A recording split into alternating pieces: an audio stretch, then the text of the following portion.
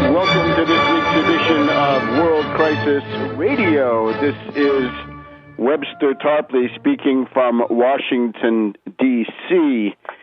Now, today we're going to devote the totality of the program, or almost, to a major piece of analysis which I issued yesterday concerning the return of a very active and acute threat of U.S.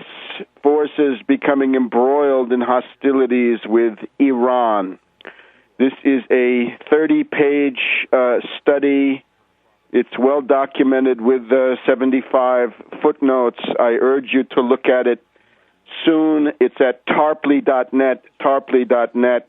You've got to look at tarpley.net several times a week at least to keep up with what is happening. And this is a paper of some substance, again, a major essay, because it represents a shift. And let me stress at the beginning, this is not just the routine. It's not the same old, same old. We have a number of people who have been putting out statements now over the last 2.5 years saying, oh, the U.S. is getting ready to attack Iran. And I think, although preparations and planning always go on, this was fundamentally not the case. We're now ending a period of about 2.5 years when the danger of war between U.S. and Iran was at a relatively low level.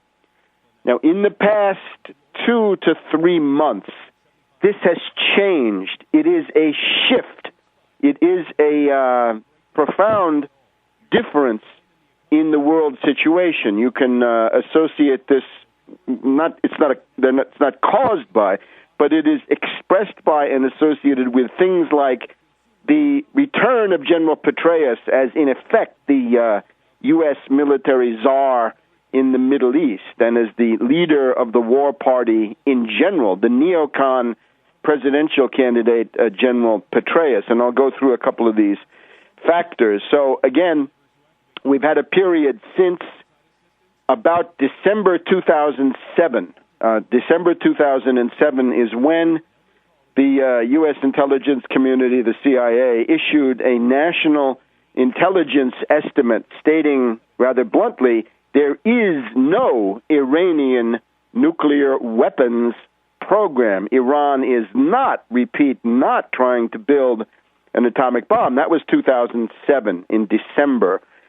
That brought to an end the attempts by the Cheney faction, and by that I mean a political intelligence military faction with deep roots in Wall Street, for which Cheney was the spokesman, the visible face, not necessarily the leader, but somehow the delegate of it, the envoy of it to U.S. public opinion, that showed that they had been defeated. The neocon war faction, so to speak, was defeated in December 2007. They were out, and they had been getting kicked out all year. The process of kicking them out began, you could see it with the Iraq Study Group. Remember the James Baker III, Lee Hamilton Iraq Study Group reporting in December of 2006. That was another milestone. But during 2007, we had a couple of close brushes with all-out war. Notoriously, the August to September period when we had the case of the Rogue B-52,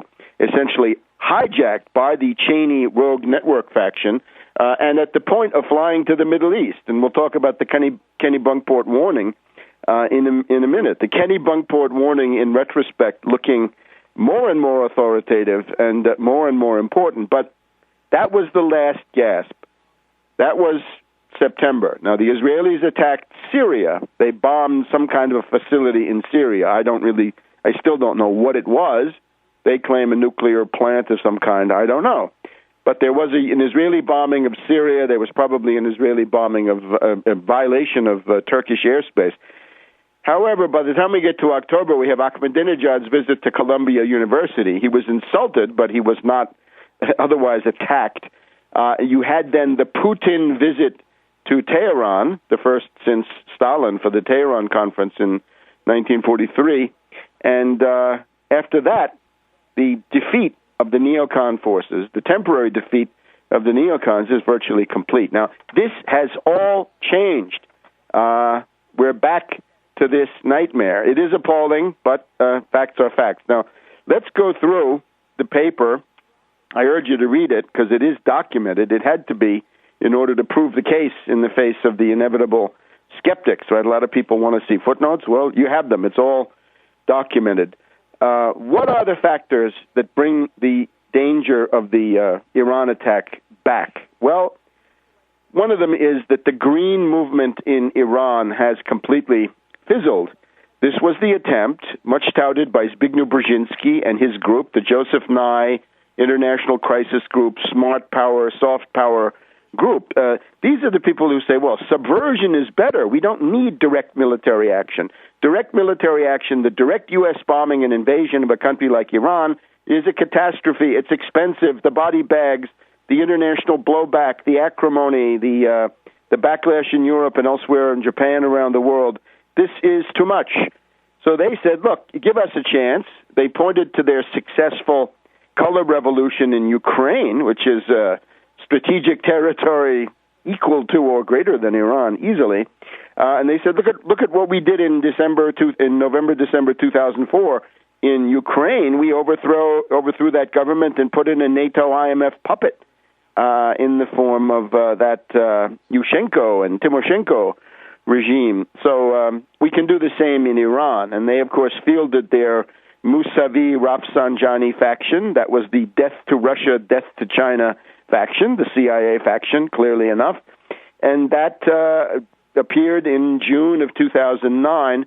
Unfortunately, by June 2010, the color revolution has not materialized, and this whole thing is now subsiding into impotence. So the analysts continue to write about the green movement as if it were still going on. I think it is largely a thing of the past. Therefore, the neocons are now resurgent, and they come forward saying, well, you boasted, you promised, you were going to deliver a puppet regime in Tehran that would then embroil itself in hostilities with China and Russia.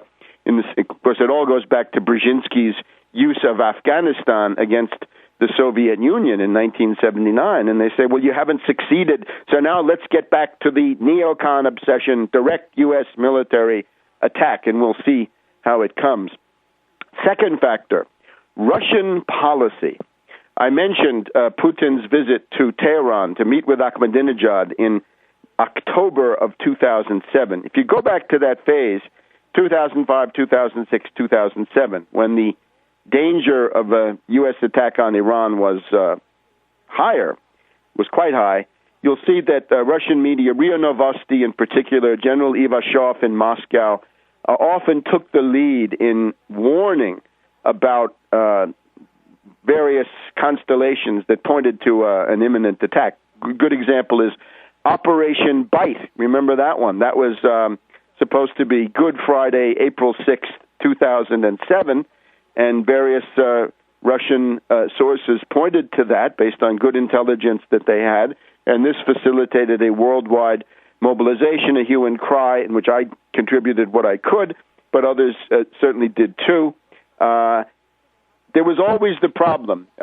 Everybody was pretty convinced, I think, and it generally makes sense, Russia will not start a world war over something regarding Iran or any other country. Russia will respond only to attacks on itself, and that's clear enough. They can't be more Iranian than the Iranians.